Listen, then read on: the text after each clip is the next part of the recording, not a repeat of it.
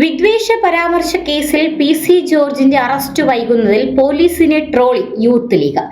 ജോർജിനെ കണ്ടെത്തുന്നവർക്ക് youth league Erattupetta municipal committee 5001 രൂപ ഇനാം പ്രഖ്യാപിച്ചു. അറസ്റ്റ് വൈകിപ്പിച്ച പോലീസ് ജോർജിന് ഒളിവിൽ പോകാൻ അവസരമൊരുക്കിയെന്നും യൂത്ത് ലീഗ് നേതാക്കൾ വിമർശിച്ചു. ചാനൽ ചർച്ചയിലെ വിദ്വേഷ പരാമർശ കേസിൽ ബി.ജെ.പി. നേതാവ് പി.സി. ജോർജ് ഒളിവിലാണ്. പോലീസ് 2 തവണ ഈരാറ്റുപേട്ടയിലെ വീട്ടിലെത്തിയെങ്കിലും ജോർജിനെ കാണാനായില്ല. ജോർജ് വീട്ടിലില്ലെന്നാണ് കുടുംബത്തിന്റെ പ്രതികരണം.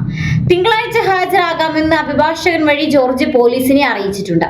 വീട്ടിൽ ഇല്ലെന്നാണ് വിശദീകരണം. അറസ്റ്റ് ഒഴിവാക്കാൻ ജോർജ് രഹസ്യ കേന്ദ്രത്തിലേക്ക് മാറിയെന്നാണ് വിവരം. അറസ്റ്റ് വൈകുന്നതിൽ പ്രതിഷേധിച്ച് SDPI ഈരാറ്റുപേട്ട പോലീസ് സ്റ്റേഷനിലേക്ക് മാർച്ച് നടത്തി.